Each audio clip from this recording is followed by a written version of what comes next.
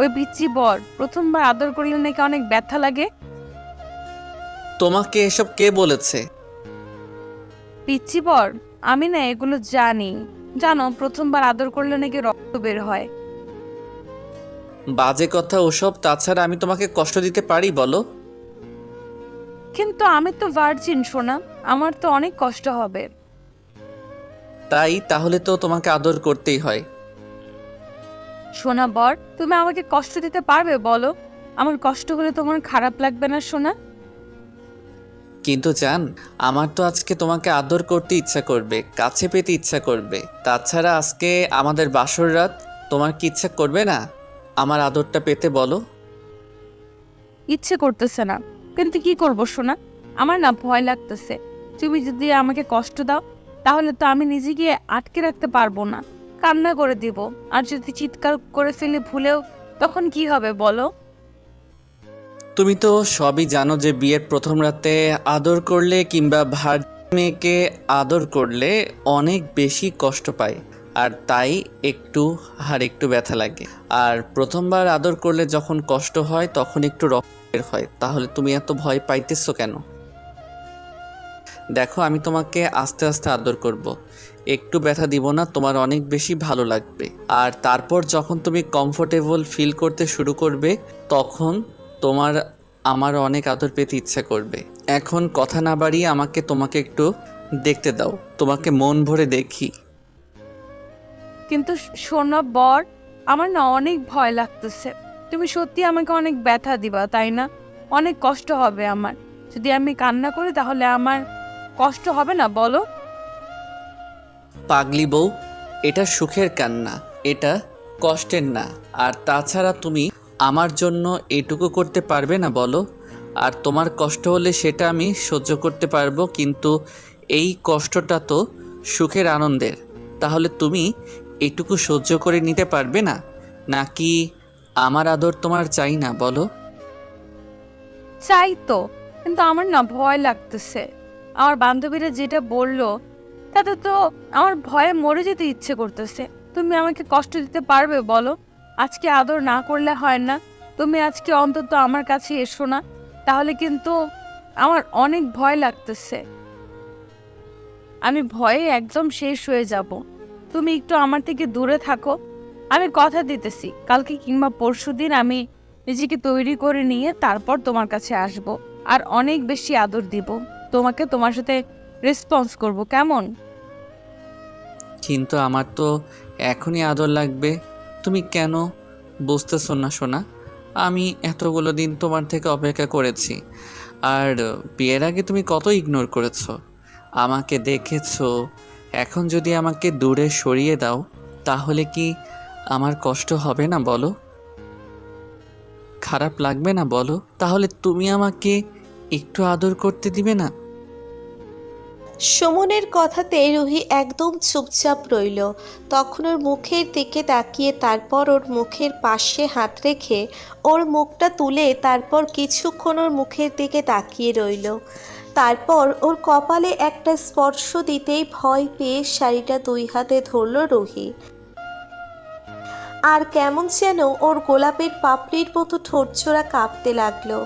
সাথে সাথে সুমন আর নিজেকে আটকে রাখতে পারল না। সুমন ওর ঠোঁটজোড়া দখলে নিয়ে নিল। রুহি কেমন কাঁপতে শুরু করলো। সুমন ওকে আলতো করে বিছানায় শুইয়ে দিতে গেলেই রুহি সুমনকে একটু ধাক্কা দিয়ে সরিয়ে দিতে গেলে তখন সুমন ওকে ছেড়ে দিলে আর বলতে লাগলো, কি হয়েছে বল তোমার? খুব বেশি ভয় লাগতেছে? দেখো, আমি তোমাকে কষ্ট দিব না বলতেছি তো। তোমার অনেক বেশি ভালো লাগবে। তুমি আমাকে সরিয়ে দিও না প্লিজ। তুমি যদি এমন করে সরিয়ে দাও তাহলে কিন্তু আমার কষ্ট হবে বলো। আর তুমি তো চাও না তোমার বাবুটা কষ্ট পাক। তুমি আমাকে একটু আদর করতে দাও সোনা, দেখো তোমারও ভালো লাগবে। আমি তো বলতেছি আমি কালকে কিংবা পরশুদিন তোমাকে আদর করতে দিব। প্লিজ, আজকে জোর করো না। আমি প্রপারলি ভাবে তৈরি নই। তাছাড়া এমন একটা সময়ের মধ্যে আমাদের বিয়ে হয়েছে যার জন্য আমি প্রস্তুত ছিলাম না। শুধু তোমার পাগলামিতে আমাকে বিয়েটা করতে হয়েছে। তাছাড়া এখন যদি তুমি আমাকে আদর করতে গেলে অনেক বেশি কষ্ট হয়, কান্না করে ফেলি, তাহলে কিন্তু আমি ভয় শেষ হয়ে যাব।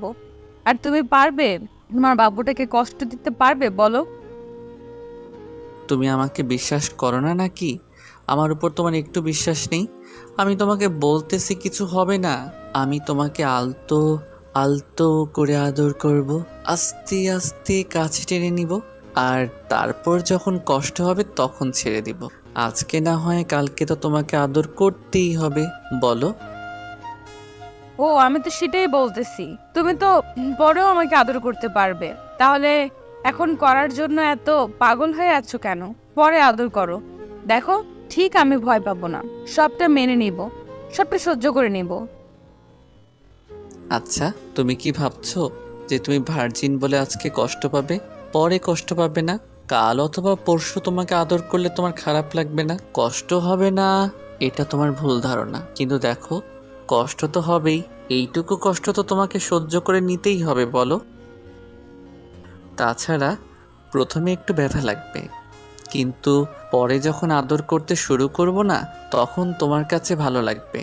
দেখো, তোমার রোজই আমার আদর পেতে ইচ্ছে করবে। তুমি আমার আদর ছাড়া আর কিছু বুঝবে না, সব সময় আমাকে কাছে পেতে ইচ্ছে করবে। এখন এই কষ্টটা একটু সহ্য করে নাও,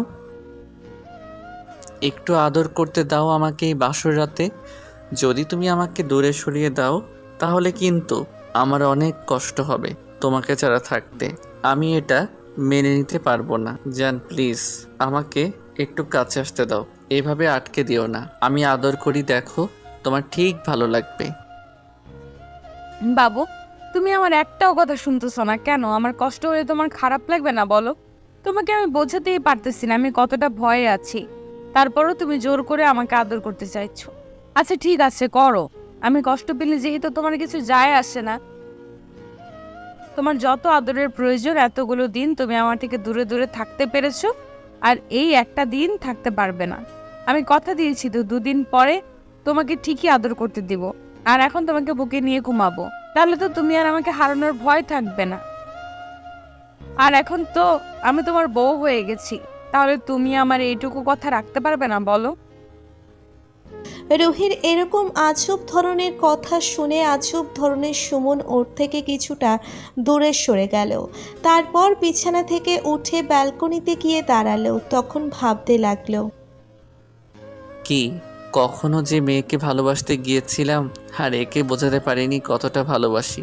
বারবার শুধু আমাকে ইগনোর করে আর এমন করে দূরে সরিয়ে দেয়। আসলে ভালোবাসাটা আমার জন্য অনেক বেশি অন্যায় ছিল, না হলে এরকম করে দূরে সরিয়ে দিতে পারতো না। একে বোঝাতে পারলাম না কতটা ভালোবাসি। রিলেশনের মাঝখানেও এরকমটা করেছে, আর এখন এরকমটা করতেছে।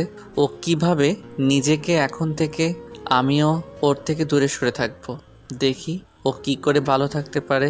ও চায় আমার থেকে দূরে সরে থাকতে, তো আমি ওকে আদর করব না, কাছে টেনে নিব না।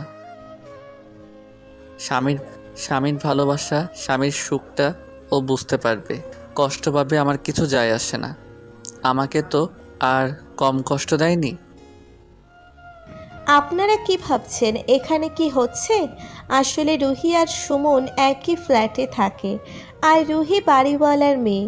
সুমন 1 বছর আগে ওদের বাসায় এসে একটা ফ্ল্যাট নিয়েছিল। ওর আব্বু আম্মুকে নিয়ে সহ পরিবারে এখানে থাকে। আর রুহিকে যেদিন প্রথম দেখেছিল সেদিন ওর সাথে ধাক্কা লেগেছিল, আর তারপর আস্তে আস্তে ওর সাথে ঝগড়া থেকে দুজনের কাছে আসা।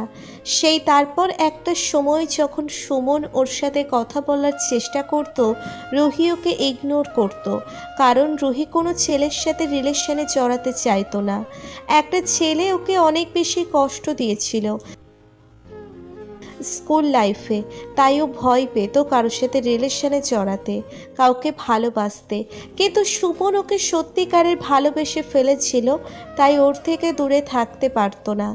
বারবার ওর কাছে আসতেই ওকে ভালোবাসার চেষ্টা করত, কিন্তু রুহি ওকে দূরে সরিয়ে দিত। আর তারপর সুমন যখন অনেক বেশি কষ্ট পেয়েছিল, তখন ওর ফ্রেন্ডের কথাতেও রুহি প্রপোজ করে দেয়। তারপর রুহি সুমনকে এত বেশি ইগনোর করতে, যার জন্য ও